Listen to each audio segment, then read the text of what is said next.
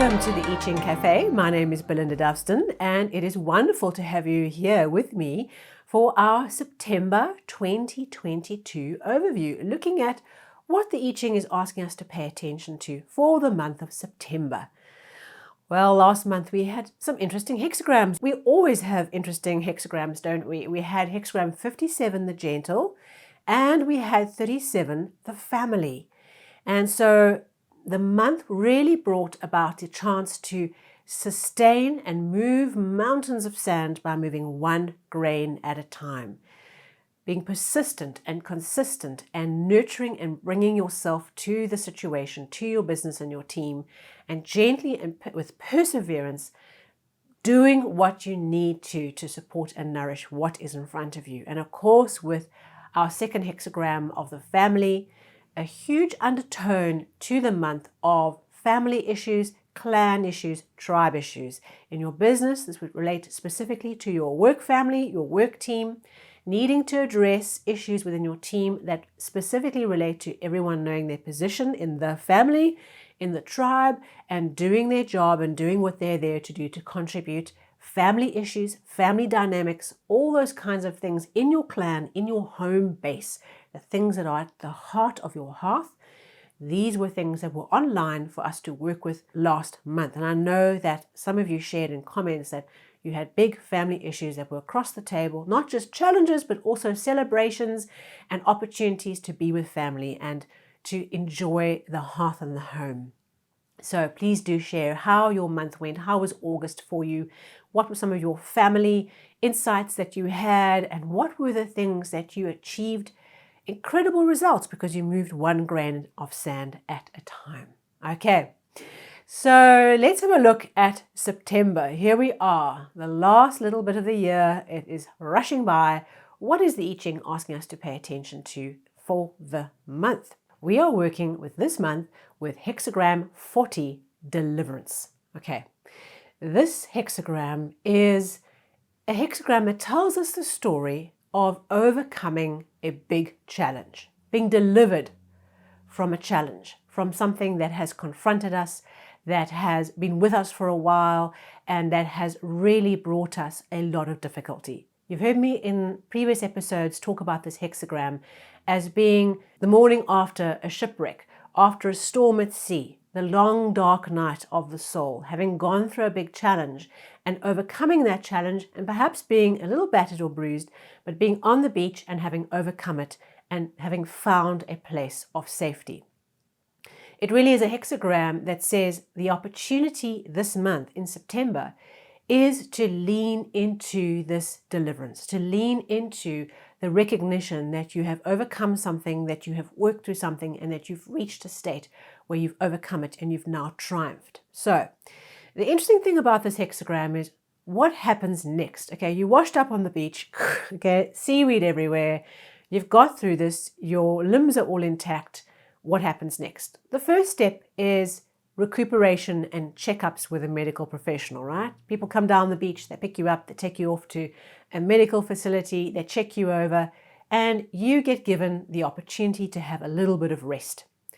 If you've got somewhere to go, if there's a mission that you're on and there's something really important that you are doing next, and you have a clear idea as to what you are doing next after having got through this big challenge, then once you've had a few days rest, slowly get up, start maneuvering, and get on your merry way. Okay, what we don't do is we don't leap out of the hospital bed and run down the passage with the gown flapping behind us, okay, and we hurtle into the next phase. If we've got nowhere to go yet, we're not yet clear what happens next now that we've overcome this thing, take some time out. Give yourself a little bit of space to recuperate. So helpers come, friends come, there's support in this stage post the long dark night, okay? We've survived, we've got through it, and now our task is to either spend a little bit of time recuperating or just kind of reorientate ourselves, have a good meal, get back into our clothes and start moving slowly towards where it is that we're driven to go. Okay, so as a theme for this month, deliverance is at hand. Now there are 3 changing lines, and all 3 changing lines are in the outer trigram, positions 4, 5, and 6. Okay, That means that they relate to the outer world, outer circumstances. We tend to have changing lines on the bottom three being internal challenges and opportunities that come, all right? So internal processes, whereas the top three tend to be external processes. So let's have a look at what changing line 4, 5, and 6 mean. And as a timing process, because there's 3, which is a lot of change in the month, they are positioned at certain date timeframes. They are estimates, they are guidelines, they're not baked into some, unchangeable law, okay? First changing line will mature from the beginning of September to round about the 7th, 8th, right? And then our next changing line starts maturing to around about the 15th. And the third changing line starts maturing up until the 21st, 22nd of September. And then the last little bit, we start moving fully and completely into the second hexagram for the month. Okay, so you can put those kind of time frames in place. And now that you see that, you can see how many change steps we have as we're working through the month. So let's get into our changing lines. Our first changing line in the 4th position is asking us to get deliverance from the hangers-on. So as we go about our business, we get hangers-on, right? And we kind of collect riffraff. Now, not to say that people are riffraff, but in our dealings, in our businesses, in our personal lives, we go about our world and we collect people who feel the resonance and want to be close to us and want to be connected to what we're doing. And we kind of get this flotsam, all right? And so our task in the first changing line, particularly the first week or so of the month, is to become aware of where we have these hangers-on, where we have relationships in our businesses and in our personal lives that are not part of where we're going, that are kind of with people who don't really contribute anything, and we need to, goodbye. So do that with kindness, be wise, don't take my word for it and go and just clear out your address book. That's not what I'm saying. What we have to pay attention to are where is the riffraff? Where are the friends and the associates who kind of hang on because they're feeding off what you are contributing and what you are doing. And so now they are like dead wood. And what happens is they can push away people who actually are meaningful and important, who are our people. And because there's all this riffraff, the people that we need, the people who are our people, kind of keep their distance because there's noise going on there. Or, well, that person's associating with all those people. I'm not really sure I'm into that. I don't need to deal with all that stuff. So I'm just going to kind of hang out and bide my time. And we want those people. So tolerating this riffraff, as it were, the flotsam, is preventing us from connecting with those who really are needing to be in our circle, friendship-wise, connection-wise, associates in business, team members, you name it. Okay, so it's a relationship focus. We are being delivered from relationships that are no longer value. And it's not like we discard people when they are no longer valuable.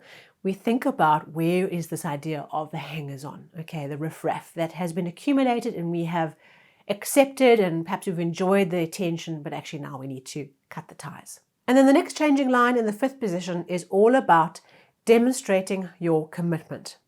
There's a sense here that in moving forward, what you need to do is be committed to what you want, lead, go for it, move forward, okay, and the right people will come to you. There's a sense here that if we demonstrate our commitment and we move forward and we put our effort into our purpose and what we're here to do, there might be a period of loneliness, but what happens is we get the people we need. Okay, so we had getting rid of the riffraff, okay, the first one. We had being committed, stay focused on what's important to you. And the third changing line in the 6th position calls us to tackle the people who are opposing us.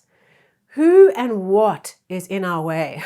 Okay, this sounds quite, hardcore. Okay, and the symbol in the I Ching for this changing line is there's a hawk on the rampart, and we take our bow and arrow and we shoot it. Okay, the hawk represents someone who is an inferior, who's in a superior position, and they are obstructing you from getting where you need to go. Okay, so and what's really interesting about this is that our challenge is to look in the last couple of weeks of the month, who or what is opposing your plans. Okay, take them out. All right, you know the spirit I'm saying that with, right? We're not talking about literally taking them out.